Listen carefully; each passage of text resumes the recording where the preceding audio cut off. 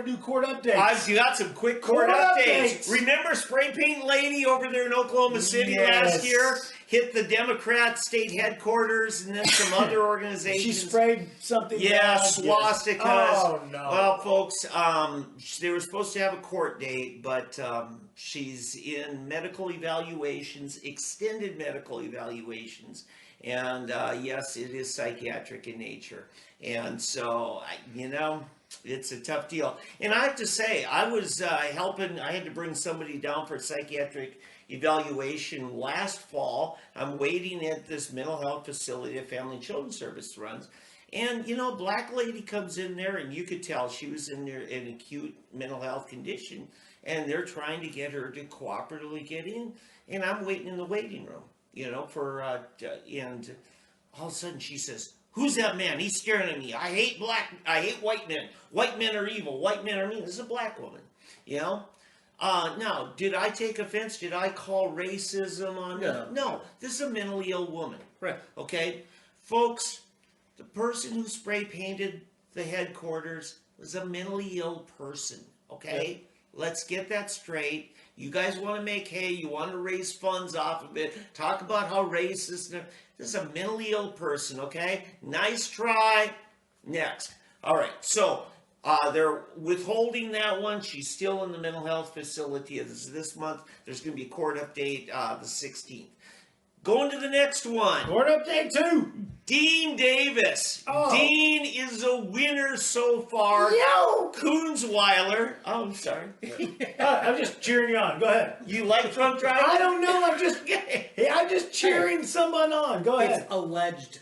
Yeah. It's alleged. So, nothing's been proven. Yeah, I tell you what. Kunzweiler, and we were having dinner with him a few weeks ago, and he was like, at that time, Kunzweiler was upset that he had his administrative hearing for whether his license should be revoked, and the cop never showed up. Kunzweiler was furious. The cop didn't show up, so Dean got to keep his license, and now Kunzweiler himself backed it down to misdemeanor. So his office is not technically on the line. I don't know how the leadership over in the legislature is going to react if he's found guilty of a misdemeanor. But the optics aren't good for leadership if you got guys who are, found guilty. Well, it's going to be a misdemeanor, so it's probably not going to have anything to do with alcohol. So it would just be the erratic driving or something like that. So right, and they have no evidence of any alcohol other than his admission that he did have a drink earlier. That was what I had heard. So and here's if that's the case, I mean, it's like a drink earlier in the evening means nothing. Right, I agree. And the other thing I want to say on that, you heard in the jailhouse phone calls that made the media. His girlfriend, said, "Oh, when did you eat last?" "Oh, this morning." "Oh my God." Evidently, I don't know if it's a diabetic issue or blood sugar issue. His wife. Okay. Can't wait till his it wasn't identified that way. Oh, okay. Okay. But anyway, significant other. Breaking news. Significant other, but anyway, a loving relationship. I'm fine with that. It's So anyway, the point here is, any signs or symptoms the cop may have seen may just have been to a blood sugar issue. Sure. So I don't know. So anyway, but if you got Thanksgiving week off and nothing better to do, on the 25th, Tulsa County Courthouse is his trial. So wow, we have let's all go. Yeah. So we have that update, and another one going a little further back to leave you with update 3. Mary Hall was picking up her kids from the Cinemark Theater in East Tulsa. And saw a couple of guys beating up a young woman in the parking lot. What'd she do to those guys?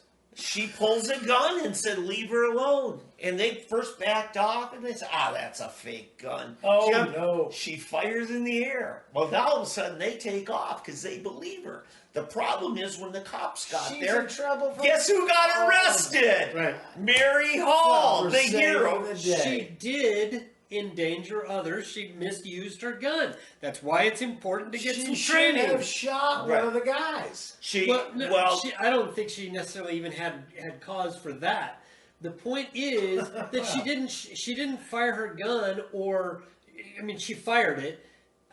She she did not do it in a safe manner by any You don't stretch. shoot in the air. That's not safe. No, especially where she was, 71st That's and crazy. the 169 at the And that's a good Cinemark point. there. This is Wildly not crowded. this is not Dodge City where the bullet comes down 5 miles out onto the sagebrush range. All And, Might yet have and so really, you know, if you're Houses near everywhere, really. if you're near a median where there's a flower bed, some fine, shoot down into the flower bed. You know, that would be the only thing Yeah. you And the might have warning been able to. shot. I mean, the warning But shot to even me is that, the weak. well, the point is that If you're pulling the trigger on a gun, You're- if you are in a position where you think you can shoot a warning shot, you shouldn't have your gun out. Here's what Bobby Cleveland got passed since this event happened while he was still in legislature. If you shoot somebody in self-defense, you're cleared. If you shoot and miss, then you are recklessly endangering There the you public. go. That's correct. And actually, that's correct. Yes, and he got that changed to where you didn't automatically get hit with that. But let me say what happened to Mary Hall. because there's a lot of cops that would end up in prison. Well, Yes, that's exactly. Yeah, because they unload the whole clip, Oftentimes, yeah. they miss a lot. So anyway, but here's my point in this. Mary Hall officially had pled guilty, but what had happened is they said, we can revisit this in a year. And sure enough, a year later, she petitioned, and the district attorney complied with vacating that guilty plea. Okay. And then the district attorney dropped the charges. Her entire record was expunged.